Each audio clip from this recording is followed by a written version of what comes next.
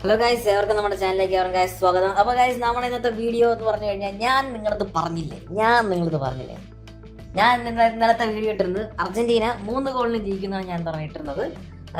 ഞാൻ നിങ്ങളത് പറഞ്ഞു, പക്ഷേ 3 ഗോൾ അടിച്ചില്ല. പക്ഷേ അർജന്റീന ജയിക്കുമെന്ന് പറഞ്ഞു, അർജന്റീന ജയിച്ചു. അർജന്റീന ഗോൾ അടിക്കുമെന്ന് പറഞ്ഞു, അർജന്റീന ഗോൾ അടിച്ചു. മെസ്സി ഗോൾ അടിക്കുമെന്ന് പറഞ്ഞു, മെസ്സിയും ഗോൾ അടിച്ചു. ഞാനൊരു സംഭവമാണ്, ഞാൻ പറയണ പോലെ തന്നെ നടക്കുന്നുണ്ട്. എനിക്ക് വയ്യ, എനിക്കൊരു ജോത്സ്യനുണ്ട്, എന്തെങ്കിലും ഒരു ഡിഗ്രി കിട്ടിയെന്ന് കൊള്ളായിരുന്നു. അപ്പൊ എന്തായിരുന്നാലും എനിക്കൊന്നും പറയാല്ല. നമ്മുടെ മച്ചാൻ, നമ്മുടെ മഷിഹ ഇന്നലെ വീണ്ടും അവതരിച്ചു.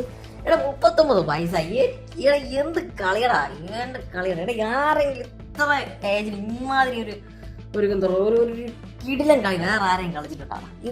ഇതൊക്കെയാണല്ലേ ആ ഗെയിം എന്ന് പറഞ്ഞത്. ഇതൊക്കെയാണ് രാജ്യത്തിന് വേണ്ടിയിട്ട് എന്താ കീഴിലോട്ട് കളിക്കുക. പിന്നെ വേറൊരു കാര്യം പറഞ്ഞതെന്ന് വെച്ച് കഴിഞ്ഞാൽ ഇമാര് ആദ്യം ഒരു പെനാൽറ്റി മിസ്സാക്കിയ ശേഷം എന്താ പറയുക, നമ്മള് അത് അവർക്ക് ഗ്യാപ്പ് പോലും കൊടുത്തില്ല. അപ്പൊ തന്നെ ഒരു മെസ്സിയുടെ 2 ബാങ്കർ, പിന്നെയും ഒരു ബാങ്കർ.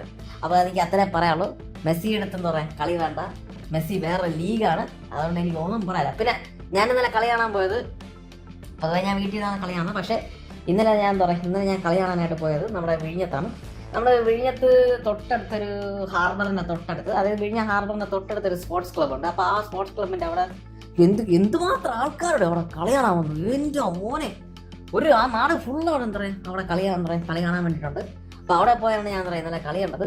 ഒരു രക്ഷയില്ല. അവിടെ കറക്റ്റ് അവിടെ ആ സ്പോർട്സ് ക്ലബിന്റെ ആ ചെവറില് പ്രൊജക്ടർ വെച്ചിട്ട് എല്ലാവരും കളിയാണ്. ഒരു വൈബ് എന്ന് പറഞ്ഞു കഴിഞ്ഞാൽ, മെസ്സി ഗോൾ മിസ്സാക്കിയപ്പോ നമുക്കൊരു നിരാശ ഉണ്ടായിരുന്നു. അതിനുശേഷം ഒരു മെസ്സിയുടെ ഗോൾ വന്നപ്പോൾ ഒരു ആവേശം ഉണ്ടല്ലോ. എന്റെ മോനെ എന്ന് വെച്ചാൽ ഇങ്ങനെ ചോര ഇങ്ങനെ ഇങ്ങനെ കോരിത്തരിച്ച് ഒരു ഇനിഷ്യേറ്റീവ് ആണ് നിങ്ങളുടെ അവർക്ക്. അതുകൊണ്ട് ഐ ആം സോ ഹാപ്പി.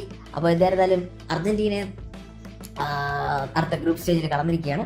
ഇനി ഞാൻ പറഞ്ഞു, ഇനി വളരെയധികം അത്രയ്ക്ക് വലിയ ഇതൊന്നുമില്ല. വളരെ ചെറിയ എന്താ പറയുക, കുറച്ചൊന്ന് സ്റ്റെപ്പും കൂടെ മുന്നോട്ട് വെച്ച് കഴിഞ്ഞാൽ ഈ വേൾഡ് കപ്പ് ഈസിയായിട്ട് തൂക്കാവുന്നതേ ഉള്ളൂ.